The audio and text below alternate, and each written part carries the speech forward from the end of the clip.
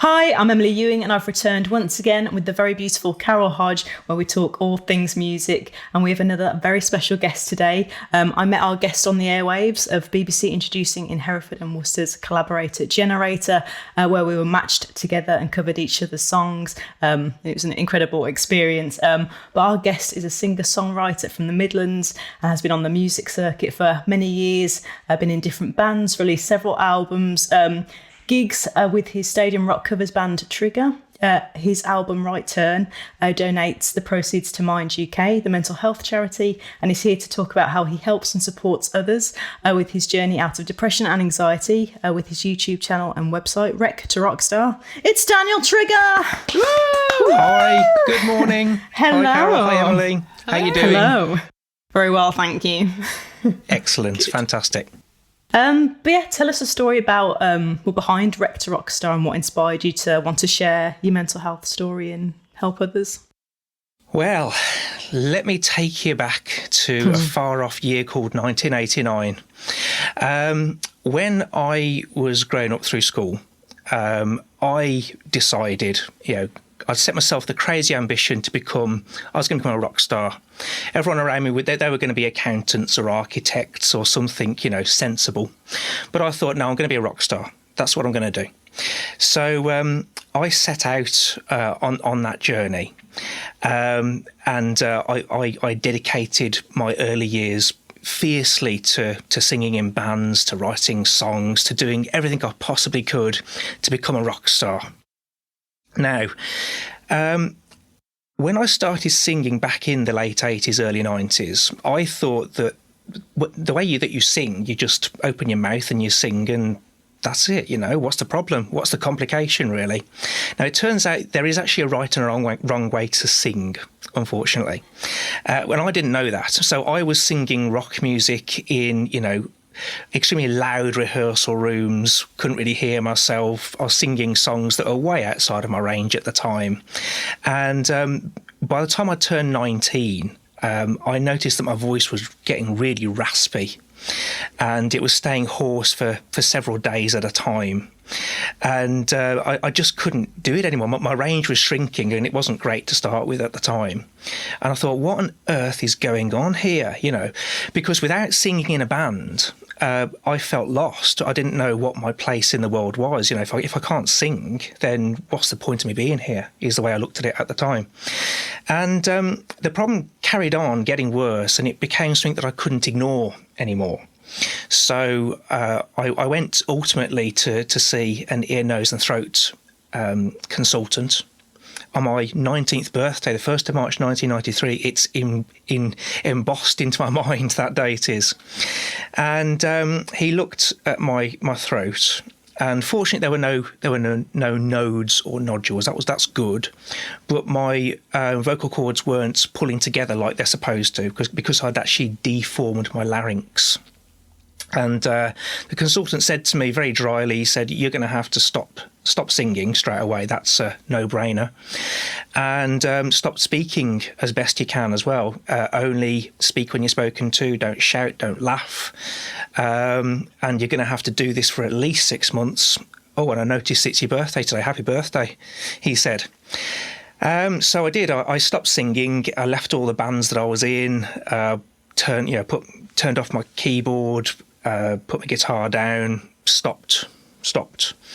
And this huge feeling of loss and despair swept over me because I really didn't know where I fitted into the world anymore, and singing was the thing that defined me. It's all I'd ever wanted to do. I don't remember wanting to do anything even as close as being a rock star. So I became really withdrawn and really quiet and really detached and isolated. It was a really lonely time. And I disappeared as a person, ultimately. Now, years and years later, now back in the 2000s, I look back and I now know that what I was experiencing was actually depression. So, but I wanted to be a singer so badly that I did actually follow the doctor's orders, and it was really, really miserable. I just sat there for 6 months in this pit of despair. and rested and waited. And after that, I had a course of speech therapy, and then I went on to several years of singing lessons and learned how to do it the right way. But this brush with depression, it never really left me. It was always there waiting in the shadows, if you like. It was always there, and if I missed a beat and if I let my guard down, it would be there to pounce back on me again. So I've had this push and pull with depression over many years.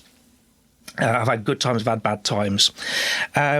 And I did ultimately build my voice back up, and it took many years. It took at least 5 years. So it wasn't until late into the 90s, into the 2000s, that I started singing, by my own estimations, properly, in inverted commas.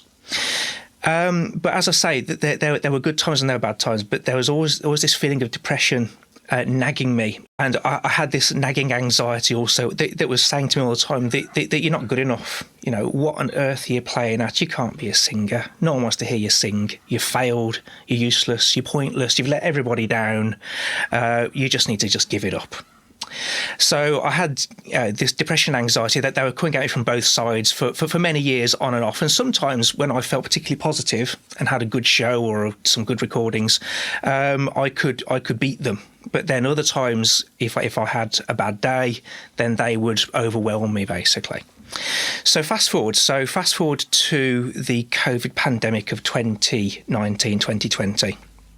So I used the pandemic because I was so low, I was so down at the time. I thought, this just isn't how you're supposed to live your life. So I thought, I'm going to beat this. I'm going to beat this. I mean, I'd already had therapy on and off over the years, but I'd never applied it properly as I look back now. So it hadn't been effective. So as I sat there in social distancing or isolation, I thought, right, let's have you. I'm gonna beat this.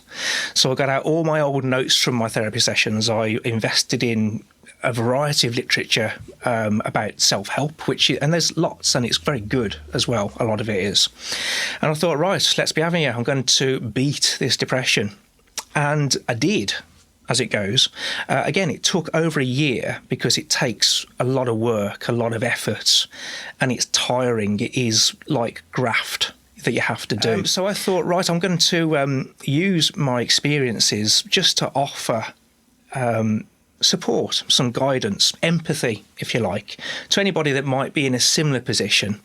And that resulted in me creating the Rockstar YouTube channel. And it kind of draws from my journey as a singer, but it's not a music channel. It's focused on mental health, but it does relate back to how I experienced depression and anxiety, and it gives light-hearted advice, light-hearted support to people that may be feeling the same way. Because I scroll through Facebook and social media, and every few posts is people saying, I just feel so down. I've got no idea what to do. I just can't get out of bed. This is all just pointless. There's no meaning to my life anymore. And I get that. I get that feeling. And it would appear to me that it's a very current problem, perhaps bigger than it's been in previous years, perhaps. And I just thought I would do what I can just to offer my perspective on things, because it can be beaten. The good news is depression and anxiety can be beaten. They can be beaten. It takes work, because it is like stepping into a boxing ring with Muhammad Ali. It really is, and it will knock you down many times over. But you can do it, because fundamentally, depression and anxiety affect your mind, and the good news is your mind belongs to you, so you're in control, and you've got to take control back of these hideous illnesses. It can be done. And so I set up the channel just to offer my perspective, some advice, and the techniques that I used to overcome these illnesses. I feel like I've been talking for ages, honestly. You haven't wandered off, have you? And just thought, I'll let him just carry on. No. It's not right. Painted eyes on the glasses. Yeah. No, it's incredibly inspiring, myself, and not speaking for Carol, but we both have had our own mental health journeys as well, which is one of the reasons why we're very keen to talk to you today. But also one of the things that I wanted to ask you, your album Right Turn, where the sales do go towards Mind UK. Did you write that around the same time that you knew you wanted to do the Wreck to Rockstar? Did they go hand in hand, so to speak? No, Right Turn was around about 2018. So it wasn't quite the same time period. But when I wrote that album, I was in this push and pull, this to and fro with depression and anxiety. And so it was written with mental illness in mind, but I hadn't yet, I was still, now I look back, I was still on a downward spiral and I hadn't yet found rock bottom and started to dig through it by that point. So that came a little bit later. But I was already aware that I had my challenges. I'd already had a degree of therapy as well. So mental illness was becoming more and more familiar with it, shall we say, at that time. So Mind felt like like the right charity to give the proceeds to. Yeah, it's lovely. It's really nice. Carol, is there anything you wanna? Yeah, I mean, so much of your story resonated with me. I started really young as a singer. And yeah, again, felt at school that I was surrounded by normal people and that I didn't fit in and that I was destined for greater things. And yeah, having spent 25 years as a musician, I feel like I'm finally in a position where I can see the bigger picture and I can understand my place and me being the right size.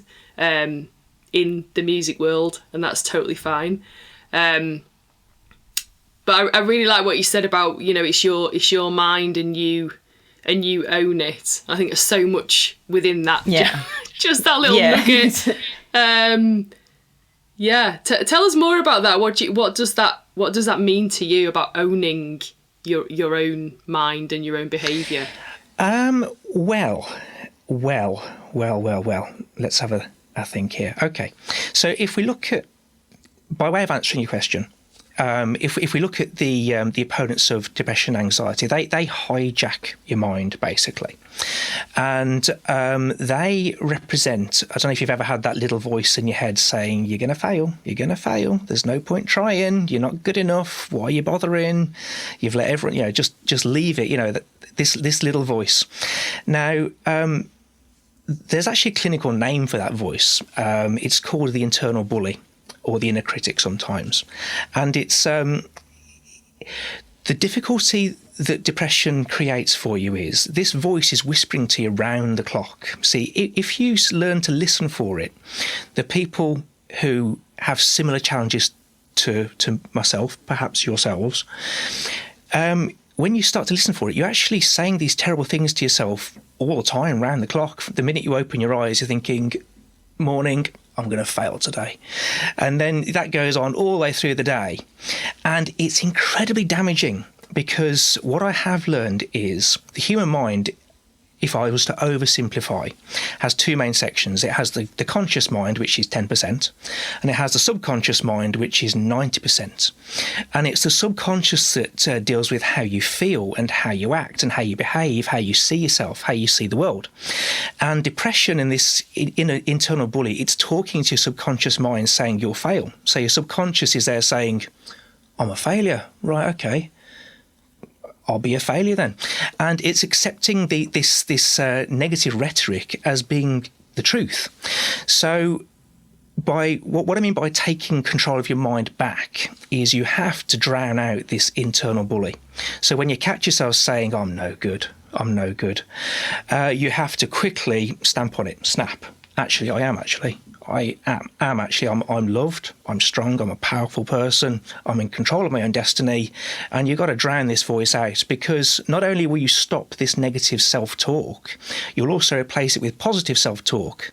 And your subconscious mind, as powerful as it is, it will believe whatever you tell it. And if you tell it, I'm a failure, it'll believe you're a failure. If you say, I'm great at this, I'm good, I'm going to succeed, I'm going to win, it believes that as well. And it will make you feel that way. So that's a bit of amateur psychology, really. But I remember when I first spoke to Emily on the radio And when Andrew Marston introduced Emily, Emily said, I don't play live anymore because, I've just don't have the confidence. And when I heard Emily's music, it's like, what on earth is this lady not selling out arenas? It's just world class. It's better than I could do if I lived to be a million. And so it's an example of someone's self-talk not representing the reality. And the fact is that Emily is world class. She deserves to have her music sold all over the world. But and I'm being a bit presumptuous, Emily, but I think this negative voice is just getting in the way, really. So my advice is change it, because you're phenomenally good. Phenomenally good. Thank you. Well, it's one of those things. I've been in therapy for about 3 years now. But so I'd always kind of suffered with anxiety, which is when we were paired up to do the collaborator generator, we had that kind of in common, more or less. But so I had anxiety anyway, and it then kind of bled through to being on stage. But then it was also one of those cases where I was always way more comfortable being in the studio and songwriting anyway. Of course, and the people that are born to be on stage, like yourself, Carol, phenomenal presences on stage, and it's where you belong and just making music. But I was always more comfortable in the background, so it just was a decision that do what makes you happy, which is just the writing and recording. But never say never. It's something that I'd like to give it a go again. But, no, absolutely. As I say, for the last couple of years, I lived in a state of terror about a stage of any kind. I didn't even want to open my mouth. I didn't even sing in the car or in the shower. I'd been pinned to the bottom of this pit of despair by self-doubt. And I didn't even want to open my mouth. And when I did, it was this strange, squawking, horrible sound, because I was tense and I didn't believe that I could do it anymore, basically. And therefore, because I didn't believe I could do it, I couldn't do it. And it really was as simple as that. And it did take a few years to get past that. Unfortunately, it does take a lot of work, but it can be done. It can be done. You're absolutely right there, Emily. Do what makes you happy. That really is... Coming to a stage near you soon. You'll see it on a tour. Sorry, Carol, were you going to say something? No, I was going to say earlier, just when Dan was singing your praises, I was just going to say, yeah, I totally wholeheartedly agree. You guys, that Emily should be huge. She's amazing. So, Dan, can you give us... I mean, I could go on and on about the idea of rock bottom. How do you know when you're in a rock bottom, and what is the first step to getting out of it? Because obviously the thing about anxiety and depression is often that the logical part of your brain knows the big tick list of things that you should do in that situation if you're feeling depressed, but your actual ability to do them is somewhat impaired. So how do you start? Well, I would suggest that it's not one single individual thing. I think it's a collection of small, simple things. Okay, so, and I would suggest there's 4 of them. So if I was talking to someone buried at rock bottom, shall we say, then I would suggest the following. Depression, anxiety, it makes you feel that there's no future to be had. There's nothing worth living for. There's nothing good coming. This is the end. You're done. So one of the things I would suggest is to set yourself goals. That's the first thing. Set yourself goals so you can look forwards in time a little bit. And your goals don't have to be, I want to be supporting Bon Jovi on a stadium tour. It doesn't have to be that. The goals could be, for some poor souls, it could be, today I'm going to get out of bed. Today I'm going to get dressed. Today I'm going to go outside the house. Now, this has 2 positive effects, basically. First of all, you're considering a future for yourself of some kind. So you've got a goal. But also, when you achieve that, when you do get out of bed and get dressed, it's imperative that you pat yourself on the back, metaphorically speaking. So you've done well. You've got out of bed. You've beaten this. This is hard, and well done, you. Well done. Well done. And then suddenly you think, hang on a minute, I've got something here. I'm not as bad as I thought, actually. You've done good there. I'm going to try and go downstairs. So you go downstairs, well done. See what you're capable of. I'm going to go outside, and so it goes on. And you're using the feeling of success and the building of confidence as kind of rocket fuel, and it's going to lift you out of this pit. So set yourself goals. Also, depression, anxiety, in my experience, all you can see is a big picture of yourself as a failure. No one wants to know you. Look how terrible you are and how pointless you are in this world. So change that image. So imagine a version of yourself that you want to be. So a version of yourself that's happy, a version of yourself that's succeeded, a version of yourself that's living the life that you want to lead. And focus on that all the time, because it will act as like a beacon, like a lighthouse that will guide you. So as you make decisions in your life, does that decision match up with this image that you have in your mind of where you're trying to get to? Also, visualizing positive imagery is very, very powerful, because we come back to the subconscious mind, which is just waiting for you to tell it what you want. And if you show it, I want this, it will work on your behalf to adjust the way you feel, adjust the way you approach the world. It sounds fanciful, but it really actually does, oddly speaking. And then another thing that I would suggest to people at rock bottom is to take small risks, because when you think to yourself, I can't do this, I can't do that, well, give it a try. And again, it doesn't have to be massive risks. Don't go bungee jumping. But if you think to yourself, well, I couldn't possibly go to the corner shop on my own, well, go. Because as soon as you prove yourself wrong and nothing bad happens, you're starting to diminish the impact of fear. Because you were terrified that by going to the shop, the world would end. And you go to the shop and it doesn't end. So you're thinking, hang on, I wonder what else I'm capable of. Let's take some small risks. And slowly you're opening up your world one small step at a time. And then the last thing I would suggest comes back to this inner negative talk, the internal bully saying, you're terrible, you're pointless, you're worthless. Change that. Listen for it. And I reckon that people in my similar position to myself, they have this negative self-talk around the clock all the time, every day. Listen for it and shut it off and replace it with positive self-talk. You can do it. You are loved. You have got a place in this world. People do appreciate you, etc., etc., etc. Replace this negative internal diatribe with a positive one. And those four things together, if you dedicate yourself to applying them, they'll get you off the starting blocks. And the more that you feel better, the more you soak up these positive feelings, the stronger and stronger you'll become. And the tables will turn. And you'll suddenly be on the front foot against your opponents, your mental opponents, really. So I would suggest those four things. Yeah, wonderful, yeah. I wanted to just also say you've got a website and YouTube channel for Rec to Rockstar. You've also written a self-help book. That's right. Which, can I just say, you have sent it to both Carol and I to have a look over this week, and it's beautifully written, wonderfully raw, and that's all I can say is it's fantastic. Will you ever get it published? Because you said it's kind of not quite there yet. I have sent it to a number of publishers, loads, in fact.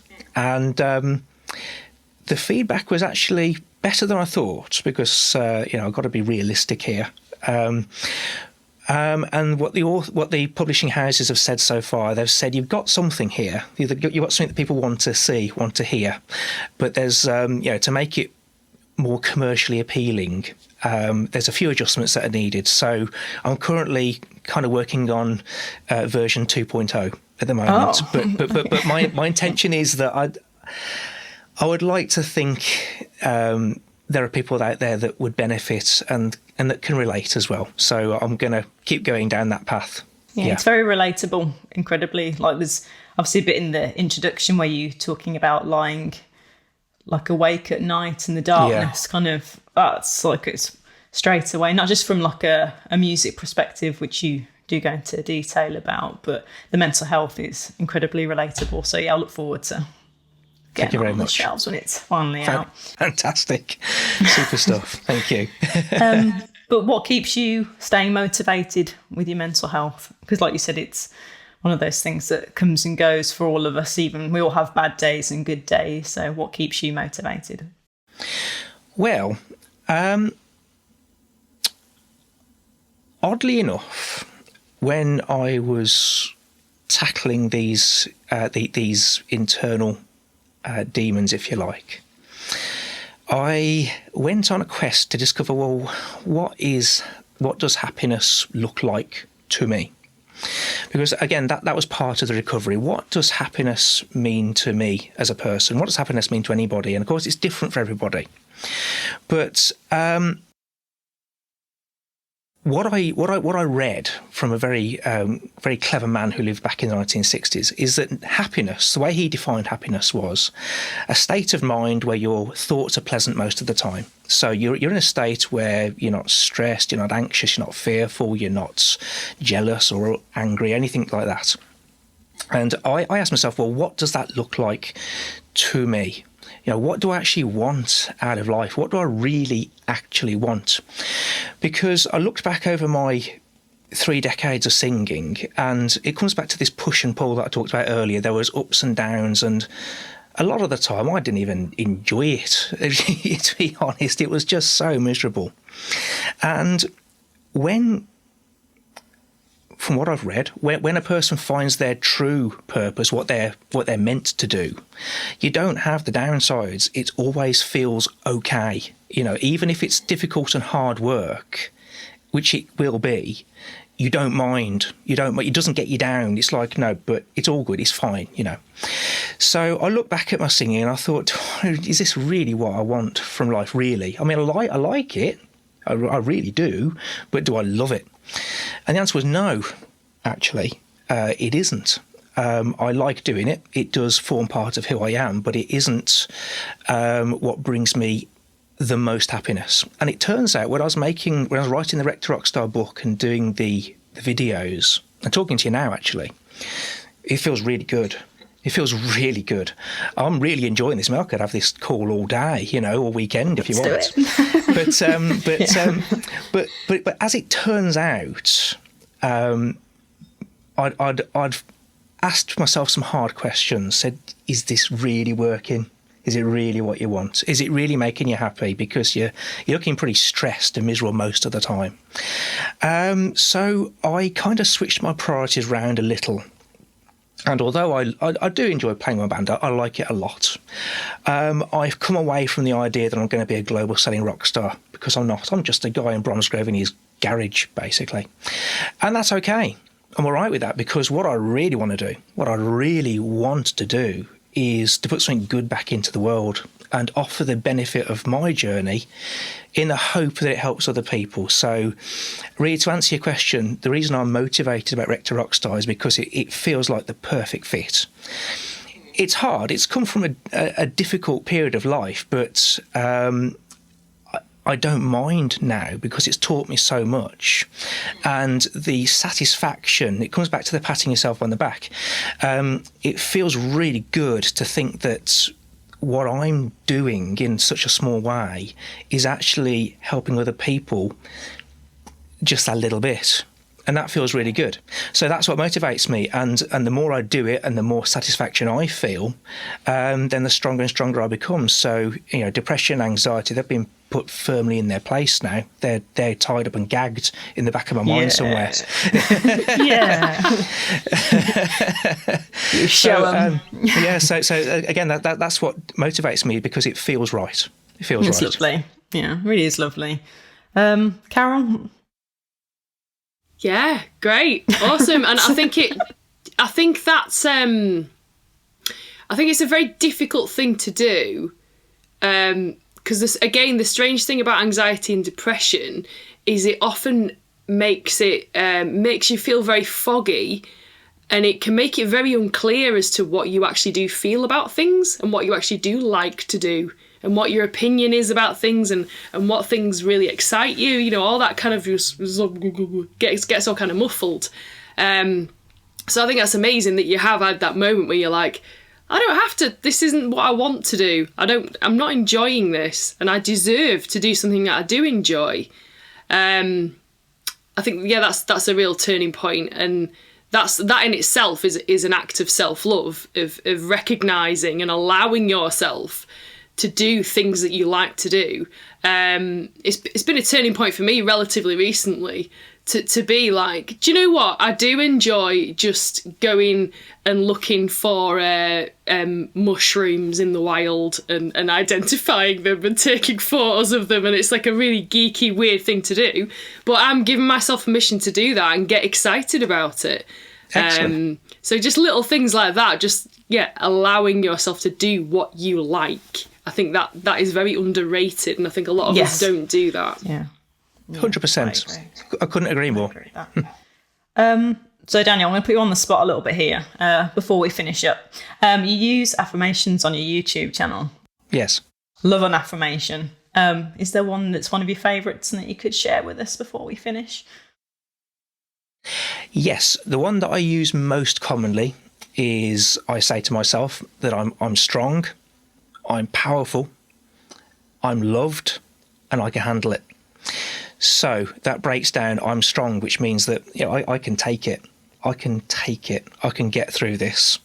I'm powerful. That means that I'm in control of my own mind and my own destiny. And I'll be calling the shots. Thank you very much, mind. Thank you. I'm in control. I'm loved. And because depression makes you feel that you're not, quite simply. It makes you feel that you've got no place anywhere. But I am loved. I've got a very, very loving family that I'm very fortunate to have, and I can handle it because fear, the basis of fear, if you distill it all the way down to its cause, you're worried that something's going to happen that you don't know how to cope with. What am I going to do about that? What am I going to do if that happens? And if you accept the fact that no matter what happens, you'll just get on with it and handle it, then you're less worried all of a sudden. So I'm strong, I'm powerful, I'm loved, and I can handle it. Yeah, say it Brilliant. every day. Thank you very much. Brilliant. Yeah. Well, what I'll do is I'll put all the Rec to Rockstar, your socials underneath this video, and likewise ours if anyone wants to follow us and check out our music. And Fantastic. Trigger Your Band's amazing website as well. I'll put that all below. But yeah, thank you so much for your time. And thank you for having me. It's been really a pleasure to speak to you. Thank you very much. Yeah. Thank you. Daniel Trigger, everyone.